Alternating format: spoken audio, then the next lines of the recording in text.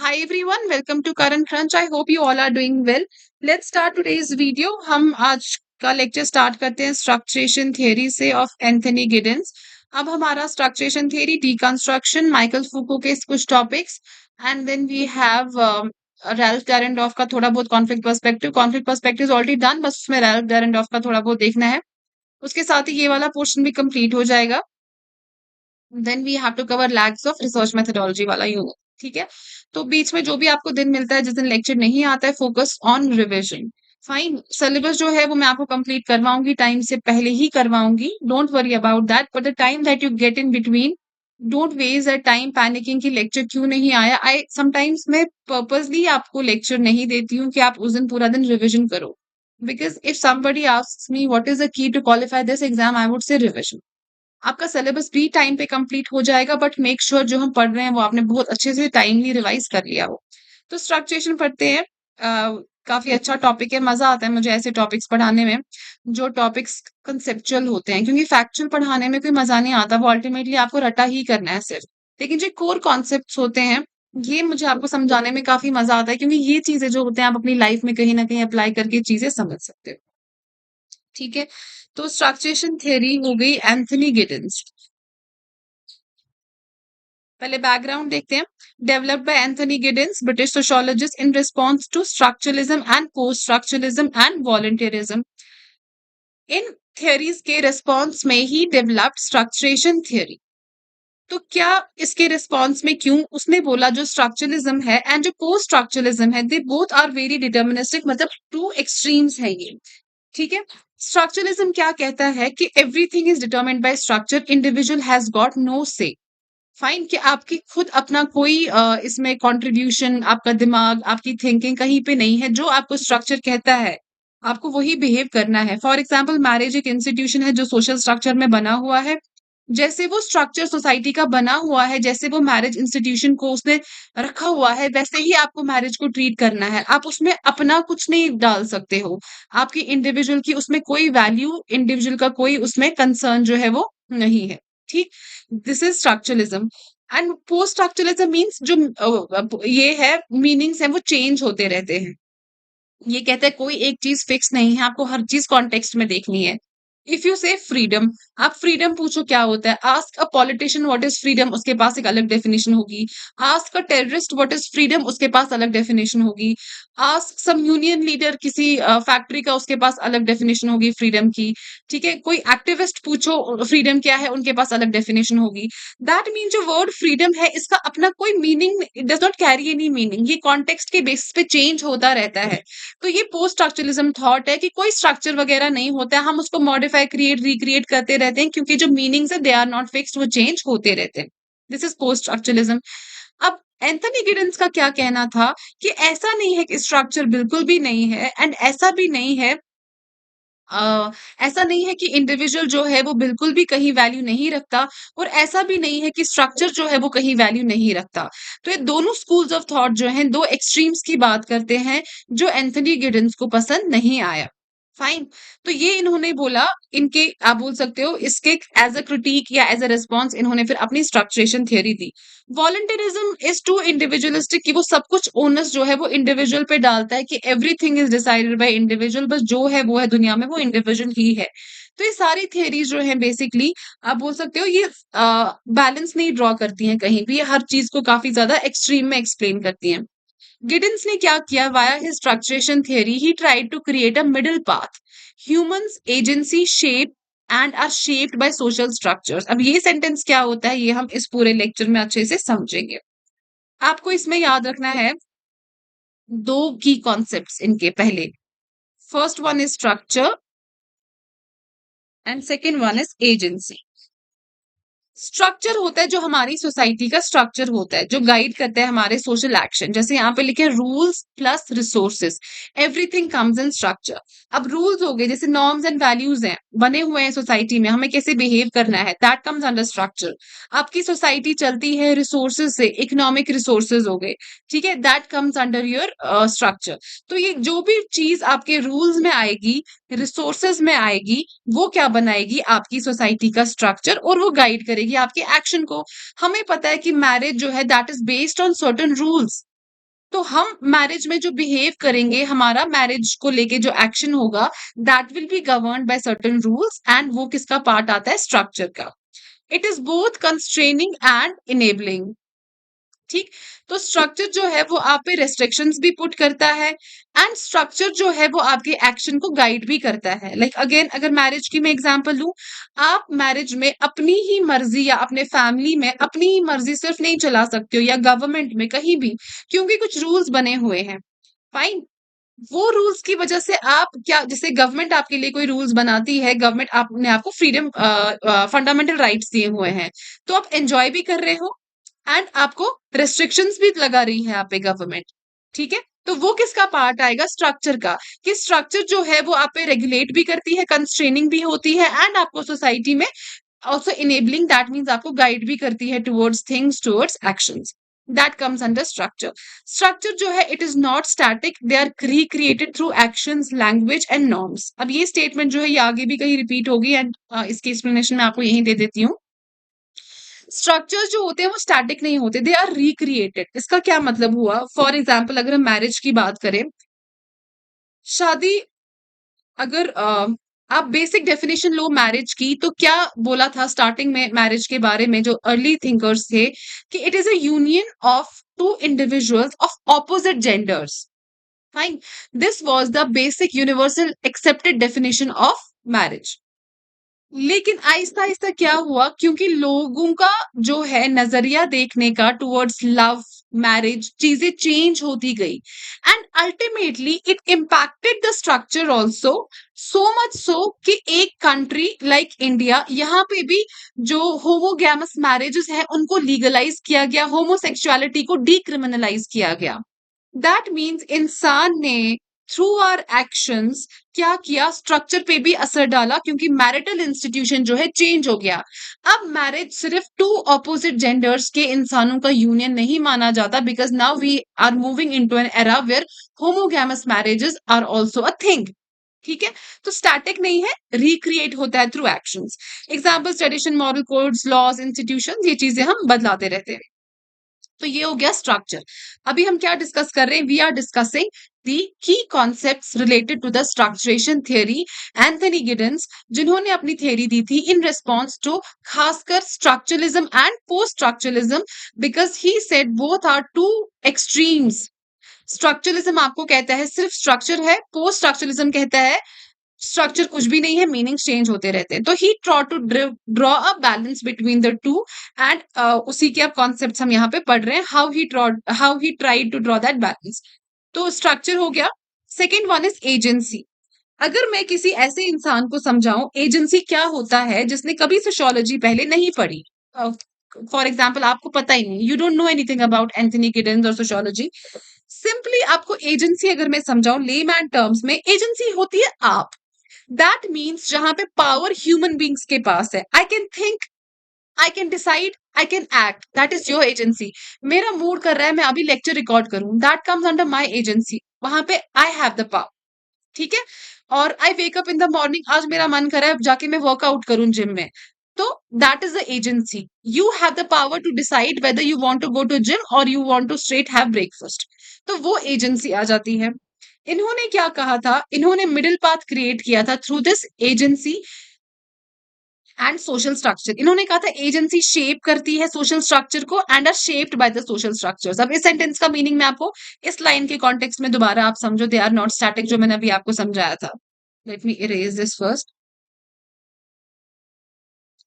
Agency जो है वो शेप भी करती है स्ट्रक्चर को, and is shaped by structure also. How it is shaped by structure?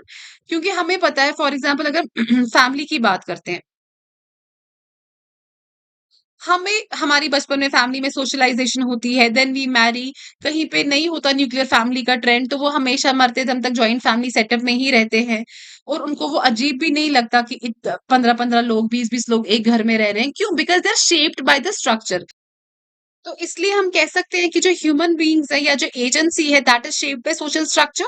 क्योंकि हमारे लिए जो लोग जॉइंट फैमिली सेटअप में रहते हैं उनके लिए इट्स क्वाइट नॉर्मल कि 15-20 लोग एक साथ एक घर में रहें।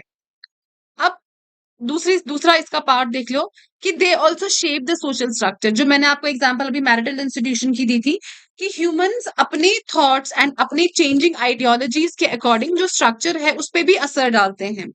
जैसे मैरिज, होमोगैमस मैरिजेस, वो क्यों आया? वो गवर्नमेंट ने तो आप पे इम्पोज नहीं किया ना, वो लोगों की आइडियोलॉजीज चेंज होगी, लोगों का बिलीफ चेंज हुआ अल्टीमेटली, जिसने सोशल स्ट्रक्चर पे भी असर डाला। या हम जॉइंट से अब न्यूक्लियर सेटअप में आ गए, तो वो चेंजेस कैसे आई? वो आपको अगेन गवर्नमेंट लॉ से तो नहीं आई ना, वो इंसान को लगा कि नहीं, हम 15-20 लोग एक जगह क्यों रहे, हम अगर if you are capable enough हम मूव आउट करेंगे, हम अपना घर बनाएंगे। दैट मीन्स एजेंसी ने शेप किया सोशल स्ट्रक्चर को, and in return social structure ने भी शेप किया एजेंसी को। ठीक, तो ये कॉन्सेप्ट है डुअलिटी ऑफ स्ट्रक्चर, जो एंथनी गिडन्स ने दिया था कि structure and agency are interdependent not separate. Structure जो है exist only through repeated structure exist only through repeated human practices. ठीक, दैट मीन्स स्ट्रक्चर जो है वो एग्जिस्ट तभी करेगा अगर ह्यूमन प्रैक्टिसेस उस चीज की होंगी। मतलब अगर लोग शादियां करना बंद कर दे, eventually they will stop marrying, तो आहिस्ता आहिस्ता ये स्ट्रक्चर भी कैसे एग्जिस्ट करेगा? तो ह्यूमन प्रैक्टिस करेगा तो ही स्ट्रक्चर एग्जिस्ट करेगा। Humans use structure in daily life and in doing so also reproduce और चेंज। ठीक है, हम we use this in daily life. अब चलो हम नॉर्मल एग्जाम्पल ले लेते हैं। फॉर एग्जाम्पल सड़क है, कहीं पे पाथ बना हुआ है, गाड़ियों के लिए बना हुआ है पाथ। अब बीच में लोग हैं, बच्चे या यंगस्टर्स हैं जिनको साइकिलिंग भी करनी होती है, फाइन, तो उनको अब एक साइकिल के लिए भी पाथ चाहिए। तो आहिस्ता-आहिस्ता वो गाड़ियों के लेन में ही साइक्लिंग करना शुरू कर देते हैं। वो बढ़ जाता है रश, साइक्लिंग करते गए, कभी एक्सीडेंट्स भी हुए। इवेंचुअली उन्होंने इस स्ट्रक्चर पे असर डाला। गवर्नमेंट क्या करती है, वो साइक्लिंग पाथ बीच में एक अलग निकाल के बनाती है उनके लिए, बिकॉज़ गवर्नमेंट आल्सो नोज़ कि बच्चे यहाँ पे साइक्लिंग करने के लिए दे नीड अ पाथ। तो ह्यूमन्स यूज़ करते हैं स्ट्रक्चर को डेली लाइफ में, एंड इन डूइंग सो वो रिप्रोड्यूस करते हैं स्ट्रक्चर को, या तो सेम स्ट्रक्चर रिप्रोड्यूस हो जाएगा या तो स्ट्रक्चर जो है वो चेंज होंगे। ठीक है? तो ये काफ़ी रिलेटेबल चीज़ है, जो बुक से पढ़ने में डर लगता है क्योंकि चीजें समझ में नहीं आती हैं। इसीलिए you can not understand sociology unless and until you relate it with your own life, you relate it with your practical society. Sociology teaches you practicality. ये वो वाला सब्जेक्ट नहीं है जिसमें आप सिर्फ पढ़ो एंड चीजें भूल जाओ, आप इसको रिलेट करते हो अपनी लाइफ से। एजेंसी स्ट्रक्चर हो गया था, नाउ कमिंग टू एजेंसी। तो एजेंसी क्या होता है? refers to the ability of the individuals to act and make choices. It is shaped by, अब एजेंसी को क्या क्या शेप करता है? Reflexive monitoring, self observation of one's behaviour, कि अगर हमने कोई चीज की, बाद में हम उस पर रिफ्लेक्ट करते हैं, क्या ठीक था, क्या गलत था, कहाँ पे हम चेंज ला सकते हैं। तो that is reflective monitoring. Rationalisation, कि अगर हमने कोई चीज की, वो क्यों की, we explain that. Motivation, and हमारा क्या इंटेंशन था बिहाइंड दैट एक्शन। तो इन सब चीजों में एक चीज कॉमन है कि here it is talking about you will reflect on your behavior, you will explain your actions, you will have certain kind of motivation behind your action. So where is the power? You have the power, you can think, you can decide, you can act, that is your agency। ठीक, तो structure, agency and duality of structure आगे देखते हैं। इन्होंने कुछ components of structure दिए थे। First one is signification, legitimation, and third one is domination. Signification होता है कि हम मीनिंग बनाते हैं थ्रू लैंग्वेज, थ्रू सिंबल्स, जैसे सिमेंटिक कोड्स या डिस्कोर्सेस लिखा है। डिस्कोर्स सिंपल जो इंग्लिश वाला मीनिंग है, सिमेंटिक कोड्स होता है basically shared meaning of words, जो आपको भी पता है, मुझे भी पता है कि इसका वो मीनिंग है। अगर मैं एप्पल की तरफ पॉइंट आउट करके बोल रही हूँ दिस इज रेड, तो वो रेड एप्पल है। अगर मैं ट्रैफिक लाइट की तरफ पॉइंट आउट करके बोलती हूँ रेड, तो वहां पे रेड एप्पल नहीं होगा, वहां पे रेड मीन्स ट्रैफिक लाइट, उसका सिंबल, उसका सिंबॉलिक मीनिंग है स्टॉप। ठीक, तो मीनिंग जो है, meaning making it happens through language and symbols, कि हम मीनिंग्स जो है वो क्रिएट करते हैं, and according to the context meanings जो है वो चेंज होते रहते हैं। That is signification. Legitimation means कि हम फॉलो करते हैं एक moral order, normal norms, values and socially approved behaviour. ठीक है, दैट मीन्स हम अपनी मर्जी से कुछ भी नहीं कर सकते, we have to follow certain norms and values, and हमारा जो बिहेवियर है वो सोशली अप्रूव्ड होना चाहिए। Domination means power dynamics through control of resource, authority, material goods. देखो हम पे कंट्रोल है, चाहे वो कैपिटलिस्ट का कंट्रोल हो वाया मटेरियल गुड्स, वो हम पे अथॉरिटी, उनके पास पैसे ज्यादा हैं, टूल्स है, लैंड है, टेक्नोलॉजी है, वो हमें कंट्रोल कर रहे हैं। या कोई पावर वाइज, अथॉरिटी के वाइज भी कंट्रोल करता है। फॉर एग्जाम्पल आपके सरपंच मान लो, ठीक है? अगर उसके पास पैसा ज़्यादा नहीं है, मटेरियल ज़्यादा नहीं है कंट्रोल करने के लिए, but he has the power. या टीचर मान लो, टीचर के पास, अगर आप टीचर से ज़्यादा अमीर हो सकते हो, स्टूडेंट्स तो आजकल ज़्यादा अमीर होते हैं, उनके पास तो आईफ़ोन का लेटेस्ट वर्ज़न होता है और टीचर्स अभी तक नोकिया पे ही याद है। लेकिन but they still have a control over you, क्योंकि यहाँ पे जो कंट्रोल है वो गुड्स का नहीं है, वो अथॉरिटी का है। तो स्ट्रक्चर में क्या-क्या आएगा? इन्होंने एक मॉडल दिया था स्ट्रक्चर का, जिसमें इन्होंने 3 कंपोनेंट्स दिए थे। कहा था एक सिग्निफिकेशन है, आता है इसमें, ठीक है? That means via signs and symbols हम मीनिंग्स अपने जो है वो रीइंफोर्स करते हैं। एक लेजिटिमेशन आता है, दैट मीन्स सोसाइटी में हम कोई मॉरल ऑर्डर फॉलो करते हैं, सोशली अप्रूव्ड बिहेवियर होता है। और एक डोमिनेशन आता है, दैट मीन्स जो पावर है वो हम यूज़ करते हैं टू एक्सरसाइज कंट्रोल। वो पावर चाहे किसी के पैसे की वजह से उसके पास है या किसी की अथॉरिटी की वजह से। आगे चलते हैं मोडालिटीज। मोडालिटीज क्या होता है? अगेन वेरी सिंपल कॉन्सेप्ट, आपको एग्जांपल्स के साथ बताऊंगी मैं। ये कनेक्ट करता है स्ट्रक्चर एंड एक्शन को, ठीक है? इसमें देख लो, रूल्स क्या होते हैं? Defined expected behaviours, example grammar के रूल्स होते हैं, नॉर्म्स एंड वैल्यूज, नॉर्म्स हमारे and rules, laws, regulation society के। रिसोर्सेज क्या होते हैं? वो अथॉरिटी भी हो सकती है जो आप पे इम्पोज की जाती है, या मटेरियल रिसोर्सेज भी होते हैं, लाइक आपको वाया मनी कंट्रोल किया जाए, via land, via technology control किया जाए, दैट कम्स अंडर रिसोर्सेज।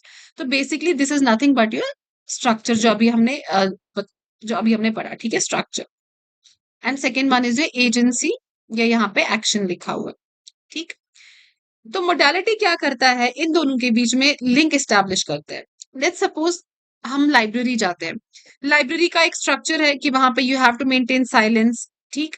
आपको साथ वाले के साथ अननेसेसरी पोकिंग नहीं करनी है, चुपचाप अपनी बुक उठानी है, बैठ के पढ़नी है। And if you want to borrow that book, that again has to, you have to follow certain rules for that also. To borrow a book, आपको कोई फॉर्म फिल करना होगा, you have to show your library card, your membership card, फिर आपको book मिलती है, and that then you have to return that book within 7 days। तो ये एक स्ट्रक्चर है लाइब्रेरी का। एंड आप, you want to read a book, you want to borrow a book, that is an agency, that comes under agency. अगर आपको book पढ़नी है, you have the power, you want to read and borrow a book, that is agency. And वो आपको एक library से करना है, लाइब्रेरी का अपना स्ट्रक्चर है। अब मोडालिटी आपको बोलता है स्ट्रक्चर और एजेंसी के बीच में एक लिंक है। For example, you want to borrow a book, that is your agency, but that is not mean कि आप लाइब्रेरी में जाओ और चिल्लाना शुरू कर दो लाइब्रेरियन पे कि मुझे बुक दे दो। नहीं, you have to follow guidelines, you have to follow the structure of the library. आपको जाना है, चुपचाप अपने टेबल पे बैठना है, या फॉर्म फिलअप करना है, लाइब्रेरी कार्ड शो करना है, बुक बोरो करनी है, with in few days book return करनी है, अगर नहीं करोगे तो फाइन पे करना है। तो एक बुक पढ़ने के लिए, विच इज योर एजेंसी, आपको एक स्ट्रक्चर फॉलो करना है। तो मोडालिटी का मतलब होता है कि मोडालिटी बेसिकली क्या करता है? ये कनेक्ट करता है स्ट्रक्चर को एजेंसी के साथ, ये कनेक्ट करता है स्ट्रक्चर को आपके एक्शन के साथ। बुक पढ़ने का आपका मन है, you have the power to read a book, if you want to read a book you can, that is your agency. But उसके लिए you have to respect the structure, you have to follow certain norms and certain guidelines of the structure। तो modality क्या बोल रहा है? Modality बोल रहा है कि there is a connect between the structure and the agency, this is modality. System versus structure, you know system हमें पैटर्न्स ऑफ इंटरैक्शन, स्पीच जो हम बोलते हैं, that comes under system. And उस सिस्टम के कुछ रूल्स होते हैं, लाइक अगर कोई स्पीच है, मैं अभी बोल रही हूँ, I can not speak anything, मुझे एक ओरिएंटेशन का ध्यान रखना है सेंटेंस की। मुझे, अगर मैं उर्दू में बात कर रही हूँ या इंग्लिश में बात कर रही हूँ, मुझे पास्ट प्रेजेंट का ध्यान रखना है, दैट मीन मुझे कोई रूल्स फॉलो करने हैं, which comes under your structure. Urban geography and structuration. अब ये जो स्ट्रक्चरेशन थियरी है, इसको हम अर्बन ज्योग्राफी में यूज कर सकते हैं। वो कैसे यूज कर सकते हैं? फॉर एग्जाम्पल, सेटलमेंट पैटर्न्स हम देखेंगे। सेटलमेंट पैटर्न्स, मान लो एक कोई अमीर लोग हैं, उनके पास बहुत पैसा है, वो चाहते हैं वो जाके आउटस्कर्ट्स पे रहें, दैट इज देयर एजेंसी। उनको, उनका मन है वो आउटस्कर्ट्स पे रहें, उनको कंजेस्टेड सिटीज में नहीं रहना है। तो what they do, they go to outskirts, and वहां पे जाके वो अपना मकान जो है वो कंस्ट्रक्ट करते हैं। फिर एक अमीर आ गया, 2 अमीर आ गया, 3 अमीर आ गए, आहिस्ता-आहिस्ता वो एक कम्युनिटी या एक कॉलोनी बन गई, वहाँ पे अमीर लोगों की गेटेड कम्युनिटीज़ बन गई, जो हमने गुड़गाँव में जैसे देखते हैं। वो अमीर लोगों की मर्ज़ी थी, दैट मीन्स उनकी एजेंसी थी वहाँ जाके रहना। इवेंचुअली बिल्डर्स वहाँ पे गए और उसी अकॉर्डिंग वो सेटलमेंट पैटर्न वहाँ पे बनाया। तो जो स्ट्रक्चर बना, एक कंस्ट्रक्शन बना, एक कॉलोनी बनी, वो कॉलोनी किस बेसिस पे बनी? वो कॉलोनी आपकी एजेंसी पे बनी, क्योंकि आप अमीर लोग वहाँ जाके रहना चाहते थे। दैट मीन्स हम जो चाहते हैं स्ट्रक्चर उसी अराउंड जो है वो बिल्ड करने की, खुद को मॉडिफाई करने की भी कोशिश करता है। जैसे आउटस्कर्ट्स में बने and eventually with in few years वहां पे अमीरों की कॉलोनी ही कंस्ट्रक्ट की गई, वहां पे एक अर्बन सेटलमेंट बन गई। तो इसको भी हम स्ट्रक्चरेशन थियरी के साथ रिलेट कर सकते हैं। For example gated communities versus slums. Slums का क्या है, गरीब लोगों का, बेचारों का, कहीं भी अपना झोंपड़ा चला दो, वहीं बन गया उनका घर, वहीं बन गया। एंड गेटेड कम्युनिटीज बन गई अमीर लोगों की। इंस्टीट्यूशनल पावर, अब देखो landfills near low income area, जो ये गार्बेज डंप जहाँ पे करते हैं, क्या ये आपको किसी अमीर कॉलोनी के घर के पास दिखेंगे? ये यूजुअली उन्हीं एरियाज में दिखेंगे जहाँ पे लोग बेचारे ऑलरेडी गरीब होंगे, कि वो इस तरफ ध्यान नहीं जाएगा उनका कि हमें हाइजीनिक कंडीशंस में रखो, ये हमारे यहाँ पे बीमारियां फैल रही हैं, लैंडफिल्स ये डंप वगैरह यहाँ पे नहीं बनाओ। ऐसा नहीं होगा। अमीरों के यहाँ वो नहीं कर सकते, क्यों? क्योंकि उनके पास इंस्टीट्यूशनल पावर है, they have money, they can control you. ठीक? तो ये चीज़ भी किससे रिलेटेड होती है? आपके स्ट्रक्चरेशन थियरी से। क्योंकि मैंने आपको यहाँ क्या पढ़ाया? कितने चीज़ें हमने पढ़ी थी स्ट्रक्चरेशन, स्ट्रक्चर के कंपोनेंट्स की। Domination, legitimation, signification. Domination means power से भी स्ट्रक्चर कंट्रोल होता है। तो अर्बन ज्योग्राफी एंड स्ट्रक्चरेशन के लिए भी एग्जाम्पल यूज़ होती है। नेक्स्ट इज टाइम स्पेस डिस्टेंसिएशन, जिसमें ग्लोबलाइजेशन का कॉन्सेप्ट है। अगेन अब हमारे पास ना टाइम बैरियर्स है ना स्पेस बैरियर्स है। आप इंडिया में रह के यूएस के लिए काम करते हो, यूएस के जो ब्रांड्स हैं वो इंडिया में बिकते हैं, तो ग्लोबलाइजेशन है। अब इसमें स्ट्रक्चरेशन या डुअलिटी ऑफ स्ट्रक्चर कैसे यूज होता है? फॉर एग्जाम्पल इंडिया की पॉपुलेशन काफी है एंड यहाँ पे खर्चा भी बहुत होता है, लोग खर्चते भी हैं। तो अगर फॉरेन की किसी कंपनी को पता है कि जो यहाँ के लोग हैं वहां पे cotton clothes for example in demand है, कॉटन क्लॉथ, तो बाहर वो क्या करेंगे, वो कॉटन क्लॉथ अपनी कंट्री से यहाँ एक्सपोर्ट करने की कोशिश करेंगे to meet the demands of this country, क्योंकि इस कंट्री की पॉपुलेशन ज्यादा है, मार्केट है फॉर कॉटन क्लॉथ, तो वो एक्सपोर्ट करेंगे यहाँ पे कॉटन। ठीक है। एक फॉरेन कंट्री यहाँ पे एक्सपोर्ट कर रही है, तो that comes under globalisation. And वो क्यों वो एक्सपोर्ट कर रही है कॉटन क्लॉथ? क्योंकि यहाँ की लोकल मार्केट में उसकी डिमांड है। तो जो लोकल एक्शंस हैं, यहाँ पे लोकल एक्शंस, दैट मीन्स यहाँ का कॉटन क्लॉथ लोगों का ज्यादा खरीदना, वो शेप करेगा ग्लोबल स्ट्रक्चर्स। अब ग्लोबल अगर एक कंट्री ने एक्सपोर्ट स्टार्ट किया अपनी कंट्री से यहाँ कॉटन क्लॉथ का, अब काफी कंट्रीज के बीच में कंपटीशन शुरू हो जाएगा और हर कंट्री जो है वो कॉटन क्लॉथ यहाँ पे एक्सपोर्ट करने की कोशिश करेगी। दैट मीन्स ये जो ग्लोबलाइजेशन में हो रहा है, that also reflects the duality of structure. ये क्लियर हो गया? Role of agency in structural change, agents जो है वो रीशेप करते हैं स्ट्रक्चर को। प्रोटेस्ट, वोटिंग, पॉलिसी रिफॉर्म जो हम खुद करते हैं, we are the agents. Structural change peaceful and reform driven भी हो सकती है। जैसे मार्क्स ने क्या कहा था, फाइनली कैसे रिफॉर्म आएगा, एक रेवोल्यूशन आएगा, प्रोलेटेरिएट जो है वो ओवरथ्रो करेंगे बर्जुआ को एंड एक क्लासलेस सोसाइटी स्टैब्लिश हो जाएगी। लेकिन जरूरी नहीं है। For example sit in protest होते हैं, लोकपाल के लिए जो प्रोटेस्ट हुए थे, या शाहीन बाग जो प्रोटेस्ट हुआ था, mostly with few apart from few incidences, mostly that was, आप नॉन वायलेंट उसको बोल सकते हो। ठीक है। क्लैशेस हुए, डेथ्स भी हुई, लेकिन कोई वो ऐसे कोई वॉर या ऐसा कोई वायलेंट मॉब अटैक नहीं था। फाइन। तो रिफॉर्म्स उनसे भी आ सकते हैं। एंड ऑफ अपार्थीड, जो रेसिज्म साउथ अफ्रीका में खत्म हुआ, उसने भी एक स्ट्रक्चर को इफेक्ट किया ना, कि जो रेसिज्म है उसको सोसाइटी से निकाला, एटलीस्ट ऑन पेपर। फिर सिविल सोसाइटी में वो कब तक रहा, अभी भी है, that is a different issue. तो role of agency in structure change हो गया। Time space distanciation urban geography में कैसे काम करता है, मोडालिटी क्या होता है, इसके तीन कंपोनेंट्स है, signification, legitimation, domination. Duality of structure क्या होता है, स्ट्रक्चर क्या है, एजेंसी क्या है। फाइन, ये आई होप आपको सब क्लियर हुआ हो। इसके क्रिटिसिज्म में जॉफ हॉगसन है, says Giddens lacks clarity on how and when agency leads to structural change, कि कैसे कब आप प्रोडिक्ट नहीं कर सकते। क्या कोई प्रोटेस्ट हो रहा है, will it definitely lead to a change, या वो प्रोटेस्ट को रोक दिया जाएगा। फाइन। तो ये सारी चीजें गिडन्स ने एक्सप्लेन नहीं की, इस बात पे इनको क्रिटिसाइज किया गया। But despite critics, theory still widely used in sociology, geography and policy analysis. Geography में क्यों, भी मैंने आपको बोला, पॉलिसी में भी ऑब्वियसली ये यूज होगा ही, क्योंकि आपकी सोसाइटी पे इम्पैक्ट हो रहा है, एंड सोशियोलॉजी तो है ही। कंक्लूजन में we can see Giddens bridges macro structure and micro. Macro is your structure and micro is your agency. Emphasize करता है interplay between human action and social systems. That means हमें किसी extreme पे नहीं जाना, ना structuralism के ना post structuralism के. We have to draw a line in between. It is useful for understanding everyday behaviour, institutional design जिसमें पावर हमें कंट्रोल करता है स्ट्रक्चर को, policy reform, urban planning and globalisation. Next हमें डिकंस्ट्रक्शन देखना है। अभी आई होप कि इतना जितना मैंने आपको पढ़ाया आपको समझ में आ गया हो। यहाँ से आपके कंसेप्चुअल क्वेश्चन ज्यादा बन सकते हैं, कुछ अगर फैक्चुअल चीजें होंगी एक आधा तो वो मैं आपको नोट्स में अपडेट और कर दूंगी। Till the time you get a new video, bye, take care, have a great day.